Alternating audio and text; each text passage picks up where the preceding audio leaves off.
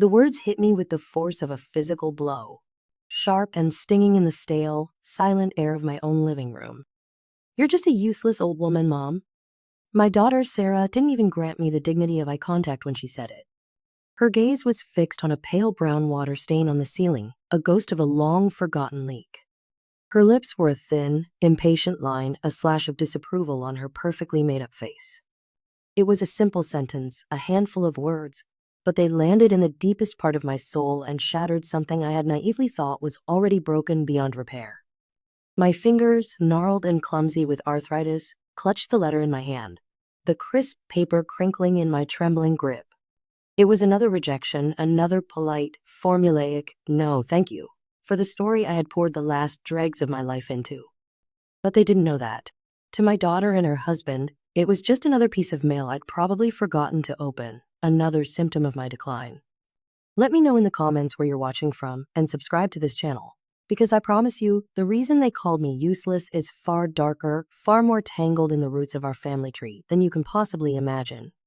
My son-in-law, Mark, stood by the mantelpiece, feigning a deep interest in the chipped porcelain shepherdess that had been my mother's.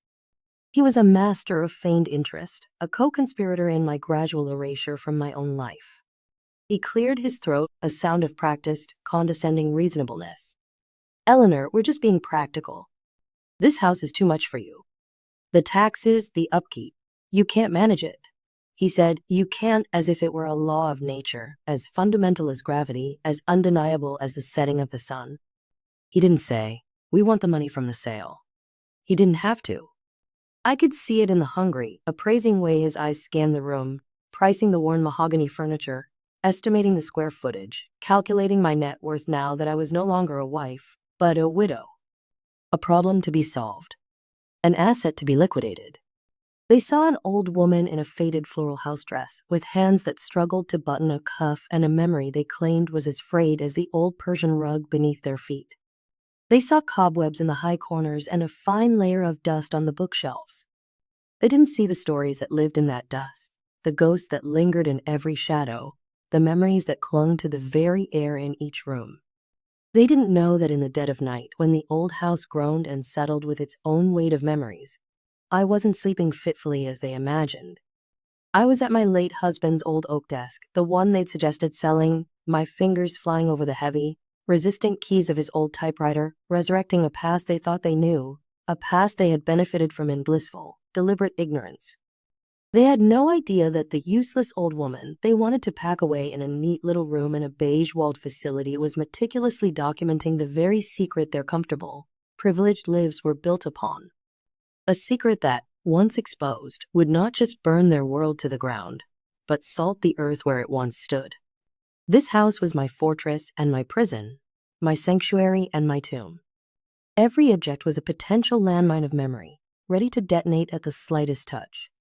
The deep, wing-backed armchair by the window was where Arthur, my husband, used to sit, the late afternoon sun catching the buttery gold of his signet ring as he read the evening paper.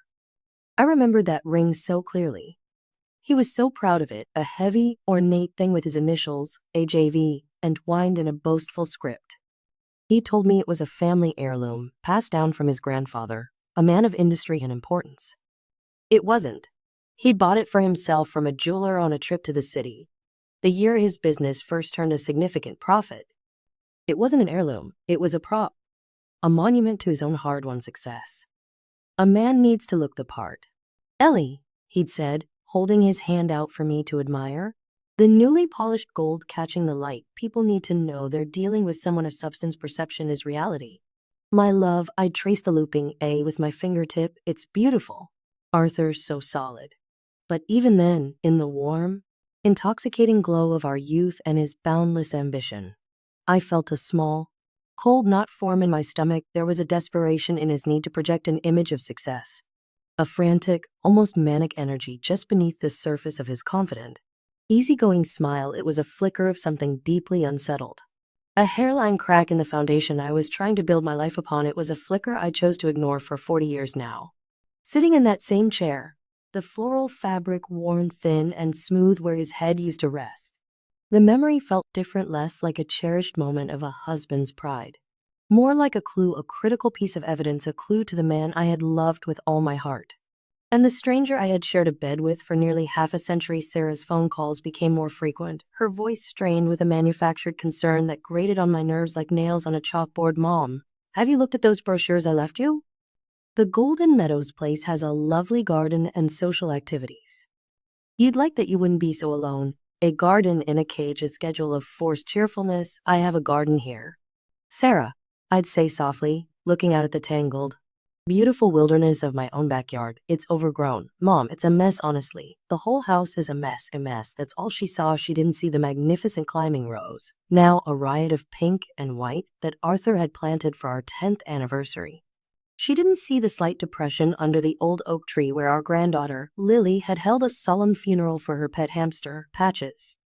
She only saw neglect, decay, a project to be managed.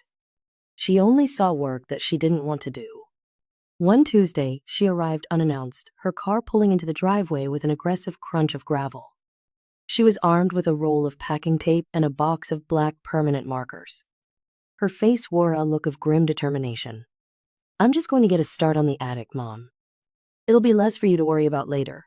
We'll just label some things, make a plan. A cold, sharp panic seized me, constricting my chest.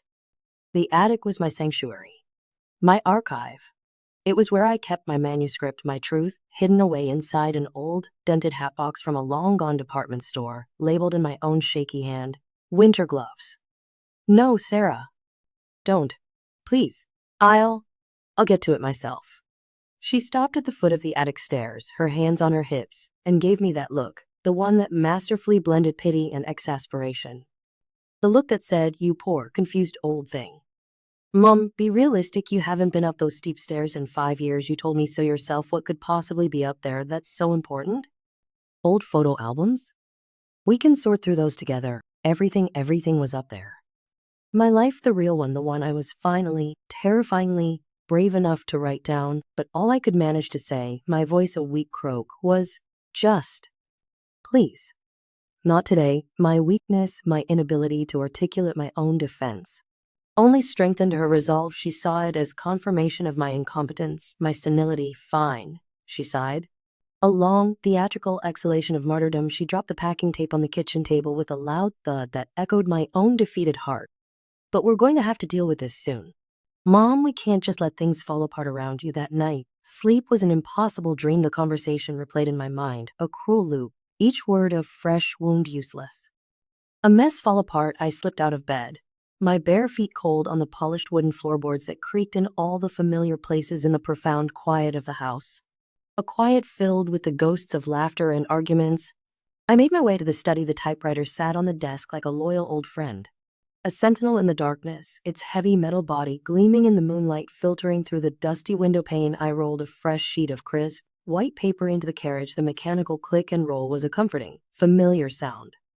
And then I began to type. The sharp, percussive clatter of the keys was a defiant roar in the silence. I wasn't writing about love and roses tonight. I was writing about a humid, oppressive summer night in 1978. I was writing about the look on Arthur's face when he came home, hours late, his expensive suit jacket slung over his shoulder, his silk tie loosened and askew. He smelled of stale whiskey and something else, something acrid and metallic. Fear. What is it, Arthur? What's wrong? I'd asked, my hands still damp from washing the dinner dishes. The floral scent of the soap suddenly cloying. He wouldn't look at me. He stalked past me to the liquor cabinet.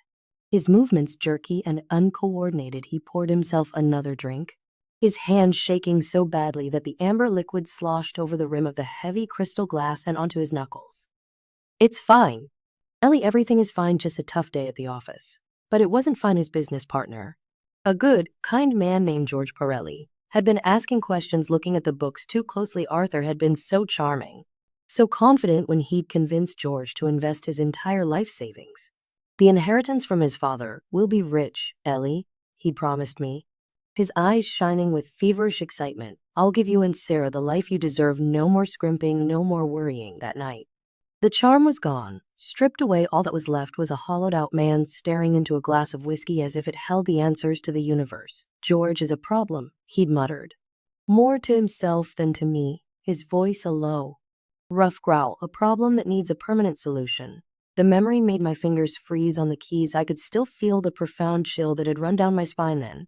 A chilling premonition of the darkness that was about to seep into the foundations of our lives, a darkness I had actively helped conceal for nearly half a century. A few days later, a small miracle occurred. My granddaughter, Lily, came to visit. She was a breath of fresh, clean air in the suffocating atmosphere her parents so effortlessly created.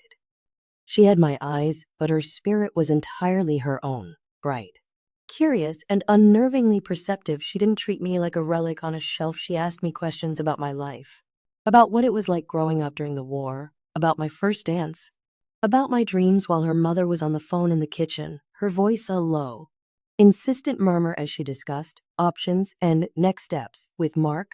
Lily wandered into the study in my haste to hide my work before they arrived. I had left a single page on the desk, a foolish, careless mistake before I could invent a reason to call her away. She picked it up, her brow furrowed as she read. I held my breath, my heart pounding against my ribs, expecting her to be confused, to dismiss it as an old woman's sentimental ramblings. The page described a first dance in a stuffy town hall, the feel of a young soldier's rough hand on the small of a girl's back, the scent of lavender water in her hair. It was one of the few genuinely happy, uncomplicated memories, a piece of light I'd deliberately placed in the story to make the inevitable shadows seem even darker. "Grandma," she whispered, her eyes wide with a startling intensity. This is beautiful. It's like really good. Is this a story?" I could only nod, my throat tight with a sudden, overwhelming wave of emotion. "It's about you and Grandpa, isn't it? When you were young?" "In a way," I hedged, not wanting to lie, but unable to tell the full truth. She looked from the page to me, a new kind of respect dawning in her expression. It wasn't pity, it wasn't condescension. It was, "You're a writer, Grandma. A real writer." Her words were a balm on my wounded, weary spirit. For the first time in years, someone saw me, the person hiding inside the wrinkled, stooped shell, not the caricature my daughter had so carefully constructed. Lily's simple, unwavering belief in me was a tiny, flickering candle in a vast, encroaching darkness. That night, fueled by her innocent encouragement, I did something impulsive, something crazy. I found the name of a prestigious publisher in a writer's magazine I'd hidden under my mattress. A place in New York called Sterling Press, famous for its literary fiction and for discovering new voices. I packaged my entire manuscript, the one filled with all my secrets and all my rejections, and sent it off. I didn't include a return address on the package itself, only my name on the title page. I didn't expect a reply. It was an act of letting go, of casting my truth out into the world, even if it sank without a trace into the ocean of unsolicited submissions. A message in a bottle. Weeks turned into a month. The leaves on the old oak tree turned from green to gold, then fell, carpeting the lawn in a blanket of rust and brown. Sarah's campaign to move me into Golden Meadows intensified. She'd leave sticky notes on the refrigerator. Call realtor. Sort mom's medication. Power of attorney paperwork? I felt like I was shrinking, fading away into the floral wallpaper of my own home. My story was gone, lost somewhere in the bowels of the postal service, and with it, my last bit of fight. The house felt heavier, the silence more profound. I was just waiting for the end, for them to pack up my life in boxes and label me fragile. Then, the phone rang. It was a Tuesday morning, gray and drizzling. I almost didn't answer it. It was usually Sarah, calling with her brisk, checklist voice to see if I'd fallen or forgotten to eat. But some flicker of old instinct, made me pick it up. "Hello?" My voice was a dry rustle of dead leaves. "Am I speaking with Eleanor Vance?" The voice on the other end was male, crisp and professional, with an undercurrent of energy. It was not a voice I knew. "This is she. Mrs. Vance, my name is Jillian Davis. I'm a senior editor at Sterling Press in New York." My heart stopped. Not slowed, but stopped dead in my chest. Sterling Press. It couldn't be. It was a mistake. A cruel joke played by a universe with a twisted sense of humor. I'm sorry, I think you have the wrong number," I stammered, my mind scrambling. He chuckled, a warm, reassuring sound that traveled down the line and seemed to warm the cold room. "No, Mrs. Vance, I'm quite sure I have the right one." Our interns were quite proud of their detective work. "I'm calling about a manuscript you sent us. It didn't have a return address, but your name was on it. It's called The Shadow in the Garden. My manuscript. My secret. My truth. They had read it. I sank into the nearest chair, the one by the phone table, my legs suddenly unable to support my weight. The world seemed to tilt on its axis. Oh, was all I could manage to breathe. Mrs. Vance, he continued, his voice brimming with a genuine excitement that I hadn't heard directed at me in decades. I'm not going to beat around the bush. This manuscript is extraordinary. It's one of the most powerful, honest, and beautifully written things I have read in my entire career. It's haunting. We want to publish it. Publish it? My book? The words didn't compute. They were foreign. People like me didn't get their books published. Useless old women who couldn't manage their own homes didn't get phone calls from famous New York editors. Are you still there, Mrs. Vance? Eleanor? Yes, I breathed, the word a tiny puff of air. Yes, I'm here. We'd like to offer you a significant advance. And I'd like to fly out to meet with you in person as soon as possible to discuss the contract and our vision for the launch. Would this Friday work for you? An advance, a contract, a flight. It was all happening too fast. My mind, which my daughter insisted was as reliable as a broken clock, was racing.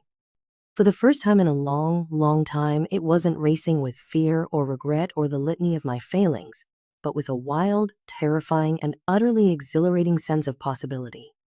I felt a surge of adrenaline, a forgotten strength flooding my veins.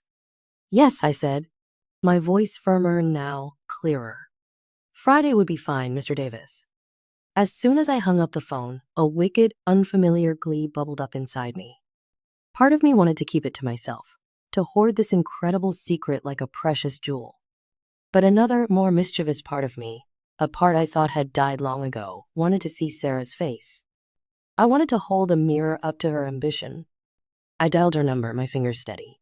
Sarah, dear, I have some news. Mom, I'm in a meeting. Is it important? Did you fall? Is the furnace making that noise again? No, I didn't fall, I said, a small, sly smile playing on my lips. A publisher called me. From New York. They want to publish my book. There was a long, dead silence on the other end of the line. I could picture her perfectly, sitting at her desk, pinching the bridge of her nose in annoyance. You're... What? Mom, what are you talking about? What book? Is this another one of your stories? Did you get one of those scam emails again? The condescension was automatic, a well-worn reflex. My manuscript, Sarah. The one I've been writing for years. The publisher is called Sterling Press. An editor is flying out on Friday to see me. They're offering me an advance. I said the word advance slowly, deliberately, letting it hang in the air between us like a ripe fruit. Another pause, longer this time.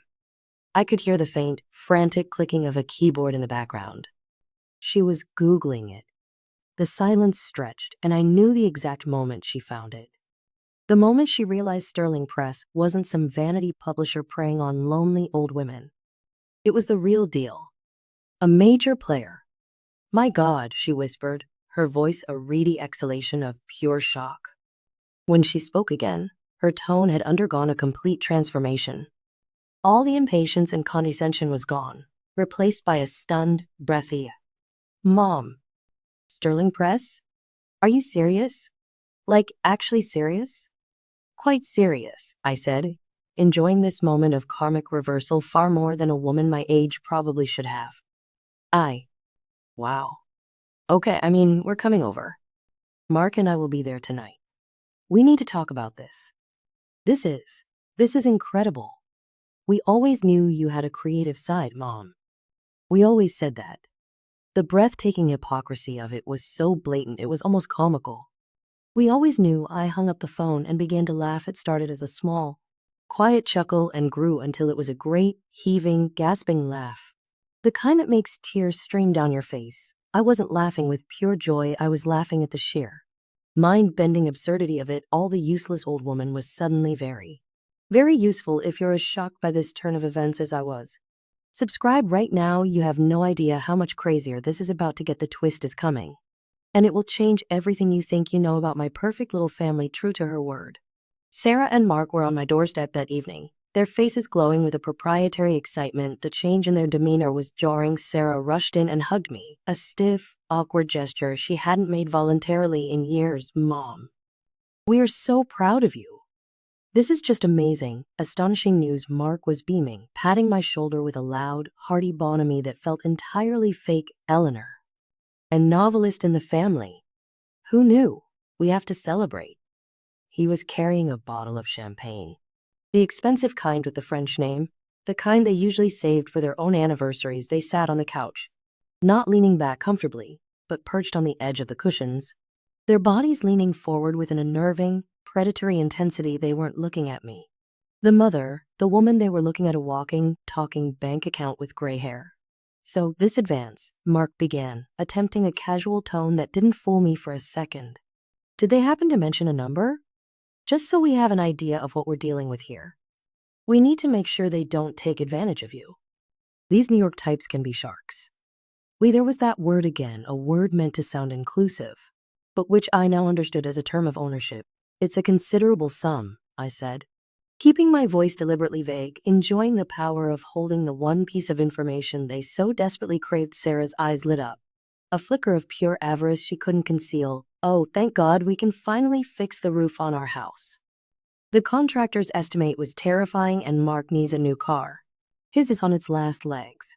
She was talking as if the money were already in her bank account, already spent, and of course, she added as an afterthought, "We'll get you the best room at Golden Meadows, the one with the balcony and the private bathroom." The rage that had been simmering inside me for years, a low, banked fire of resentment, began to boil. They hadn't even asked what the book was about. They didn't care about my words, my art, my soul poured onto 1,000 pages. They only cared about the price tag that had suddenly been attached to it. "The book," I said, my voice dangerously quiet, cutting through her excited chatter.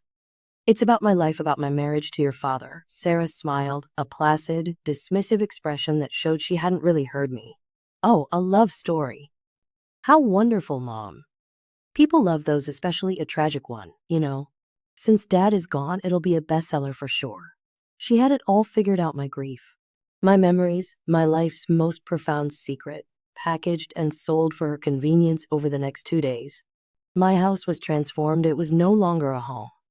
It was a stage. Sarah and Mark went on a cleaning frenzy. They scrubbed floors on their hands and knees. They washed windows until they squeaked. They even pruned the overgrown roses in the garden. It wasn't an act of love. It was stage dressing. They were preparing the set for the important man from New York. They hid my comfortable, worn-out things, my favorite Afghan, the stack of magazines by my chair, and replaced them with newer, colder, more tasteful items from their own home. A modern chrome lamp here, a minimalist glass vase there. They were systematically trying to erase me from my own house, to present a more palatable, more profitable version of our family. I felt like a doll. They were dressing up for a very important party. Sarah even insisted on buying me a new dress, a sensible, beige cardigan set that screamed inoffensive grandmother. "We want you to look professional, Mom. Make a good impression." The irony was a thick, suffocating blanket. I had spent 50 years of my life making a good impression, playing the part of the perfect wife and mother, all while my insides were screaming, and now, at the very end, they wanted me to do it again. But something had fundamentally shifted inside me. The phone call from Mr. Davis hadn't just validated my writing. It had validated me. It had given me back a voice I thought I had lost forever. And I was beginning to wonder, with a thrill of terror and excitement, what would happen if I actually used it. The day Mr. Davis was set to arrive, the tension in the house was thick enough to cut with a knife. Sarah had arranged a plate of cookies on the coffee table, store-bought, of course, the fancy kind in a tin, and was fluffing the couch pillows for the 10th time. Mark kept pacing from the window to the hall, checking his watch every 30 seconds. They were far more nervous than I was. When the doorbell finally rang its cheerful two-tone chime, they both jumped as if a starter pistol had gone off. Sarah smoothed her dress, shot me a look that said, "Behave. Don't be weird," and plastered a brilliant smile on her face. I opened the door. Julian Davis was younger than I expected, perhaps in his late 40s, with kind, intelligent eyes and a warm, genuine smile that immediately put me at ease. He wasn't an intimidating New York shark at all. He was just a man who loved books. "Eleanor Vance," he said, extending a hand. His grip was firm and respectful. It is an absolute honor to meet you. Sarah and Mark swooped in immediately, a perfectly choreographed dance of welcome. We're so thrilled you could come, Mr. Davis. We're just so incredibly proud of our mother, Sarah gushed. Mark nodded enthusiastically, shaking his hand a little too long. We all sat in the living room, the one that no longer felt like mine. Mr. Davis, to his credit, directed all of his attention to me. He ignored Sarah's repeated offers of cookies and coffee and focused on the manuscript, which he held in his hands like a sacred text. Eleanor, he began, his voice filled with that same genuine passion from the phone call. I have to tell you again. The Shadow in the Garden is a masterpiece. The prose is lyrical, the characters are heartbreakingly real. But what elevates it, what makes it truly unforgettable, is its searing bravery. Sarah beamed, preening as if the compliment were for her. Oh, it's a wonderful love story. A beautiful tribute to our late father. He was a remarkable man. Mr. Davis looked at Sarah, a brief flicker of confusion in his eyes, before turning back to me. Well, yes, his presence is certainly central to the narrative. His character is one of the most complex I've ever encountered. But I wouldn't call it a simple love story. It's a confession, a staggering one. And the ending.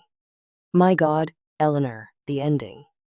It's one of the most shocking and devastating things I have ever read. The courage it must have taken to write that. The air in the room went still. The fake, bright smiles on Sarah and Mark's faces froze and began to crack at the edges. Confession? Mark asked, his voice a little too high, a little too tight. What? What confession? I thought it was a romance novel. About Mom and Dad. Mr. Davis looked utterly puzzled. He glanced from their blank, confused faces to mine, a slow dawning of understanding in his eyes. He realized he had just stepped on a landmine. The confession, he said slowly, carefully, about Arthur's business partner, George Pirelli. About the embezzlement. About what really happened the night George died. Silence. A profound, absolute, crushing silence that swallowed every sound in the room. Sarah's face had gone chalk white, a ghastly shade that made her lipstick look like a wound. Her mouth opened, but no sound came out. She looked at me, her eyes wide with a dawning horror that was terrible and magnificent to behold. All the greed, all the pride, all the condescension vanished in an instant, replaced by pure, unadulterated shock. This was it. The moment of collapse. The moment the carefully constructed facade of our perfect family, our perfect father, our perfect life, came crashing down. I looked at my daughter, at the ruins of her understanding, and I felt a strange and terrible calm settle over me. The power was finally completely mine. What is he talking about, Mom? Sarah's voice was a ragged whisper, a sound from a stranger. What confession? I took a deep breath. The air in the room no longer felt stale and dusty. It felt clean and sharp. For the first time in my own home, I could breathe. I looked at the faces of my children, their expressions a grotesque mixture of confusion and dread. Then I looked at Mr. Davis, whose kind eyes were now filled with a dawning comprehension of the family drama he had just unwittingly detonated.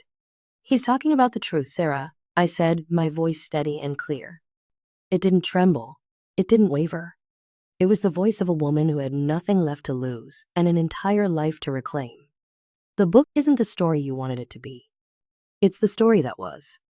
I turned my gaze fully on my daughter, whose entire world was balanced on the precipice of my next words. Your father, I began, was a wonderful man in many ways. He loved you fiercely. He loved me. But he was also a proud man. Terribly, dangerously proud. And he was terrified of failure more than he was of death. Mark scoffed, a desperate, reflexive sound of denial. Failure? My father-in-law was one of the most successful men I've ever known. He built his company from nothing. He left you this house. He left us a comfortable inheritance. Yes, I said, looking him straight in the eye, holding his panicked gaze. He did. And have you ever, for one single moment, wondered where all that money came from so suddenly? I didn't wait for an answer. The floodgates were open. I told them everything. I told them about how Arthur's construction business had been failing in the late 70s, how he was months away from bankruptcy and public humiliation. I told them about his partner, George Pirelli, a good, trusting man who had invested his entire life savings, every penny he had, into their shared company. Your father started taking money from the company accounts, I said, the words coming easily now, as if I had rehearsed them in the dark for 50 years. Which, in a way, I had. He was moving it, hiding it in personal accounts I didn't know existed. He told me it was just temporary, a creative accounting trick to get us through a rough patch. But George found out. He was meticulous. He discovered the discrepancies in the books. I paused, the memory of that terrible night rising up, vivid and suffocating. The smell of whiskey and river mud. The look of raw animal fear in Arthur's eyes. George confronted him. He gave him an ultimatum. Replace the money by the next day, or he was going to the police. They agreed to meet late one night at the construction site for their new project, a small office building down by the river. To talk. I could see it all so clearly. The skeletal frame of the building against the starless sky, the dark, swirling water of the river below, swollen with recent rains. There was an argument, I continued, my voice dropping to a near whisper. Your father begged him for more time, pleaded with him. George, an honorable man, refused. There was a struggle. Shouting. Pushing. And George fell from the third story onto the concrete foundation below. Sarah let out a small, strangled cry, a sound of pure agony. It was an accident, she pleaded, her eyes begging me to make it so, to give her that one small comfort. I looked at her, my heart aching with a half-century of pity and guilt and suppressed rage. That's what he told me. That's what he told himself, over and over, until he believed it. That George slipped, that it was a terrible, tragic accident. He came home that night, covered in mud, shaking like a leaf. He told me what happened, and he made me promise. He swore it was to protect us. To protect you, Sarah. To give you the life he had always promised you. The room was utterly silent, save for Sarah's ragged, shallow breathing. The police ruled it an accidental death, I said softly. No witnesses. Just a tragic slip and fall at a dark, dangerous construction site. And Arthur. Arthur got away with it. The embezzled money, George's life savings, became the new foundation for his business. It became this house. It became your expensive college education, Sarah. It became your lavish wedding. It became the seed money for Mark's first business. It became the inheritance he left you. Everything. Our entire comfortable life was built on George Pirelli's death and on his stolen money. Mark stared at me, his face pale and slack with disbelief. No, he whispered. No, it can't be true. It is, I said, the words like stones dropping into a deep well. And I lived with it. I kept his secret. I smiled at parties and hosted dinners and pretended we were the perfect, successful family. I let you believe your father was a hero. And every single day for 43 years, the guilt has been eating me alive. The shadow in the garden in my book. It isn't a pretty metaphor for grief, Mr. Davis. It's the ghost of George Pirelli. It's the long, dark shadow of what your father did, Sarah. A shadow I've been living in for my entire adult life. I finally looked at my daughter, truly looked at her. Her face was a mask of utter devastation. The daughter who had called me useless, who had tried to pack my life into boxes, was finally seeing me. And in seeing me, she was seeing the hideous truth of her own life, a life built on a lie she never even knew existed. The foundation of her world had just turned to dust beneath her feet. In the shattering silence, Mr. Davis cleared his throat, a gentle sound in the wreckage. He looked from me to my shell-shocked children, his expression one of deep, professional compassion. He closed the manuscript gently and placed it on the coffee table. Eleanor, he said, his voice soft but firm, a lifeline in the chaos. This only confirms what I already knew. This book needs to be published. It's a story of immense importance. About secrets and complicity and the complex, painful truths that hide within families. The decision is, of course, entirely yours. But Sterling Press would be honored to help you tell it. Sarah finally found her voice. It was small, broken, the voice of a terrified child. You can't publish that. It would destroy everything. Dad's reputation, our family. What reputation? I asked, a fire I didn't know I possessed burning in my chest. cauterizing all the old wounds. The one built on a lie. The one that cost me my own soul to maintain. For years, you have treated me as if I am invisible, as if my life had no value beyond what I could provide for you. You called me useless, Sarah. A burden. Tears streamed down her face now. Hot tears of shame, of shock, of a grief too new and complex to name. This book, I said, gesturing to the manuscript on the table, the physical manifestation of my secret life, is the only thing I have ever done purely for myself. It is my truth. I have been silent for 43 years. I will not be silent anymore. I turned to Mr. Davis. A sense of calm, of profound and terrifying freedom washed over me. The crushing weight that had been pressing down on my chest for decades was finally, miraculously, lifting.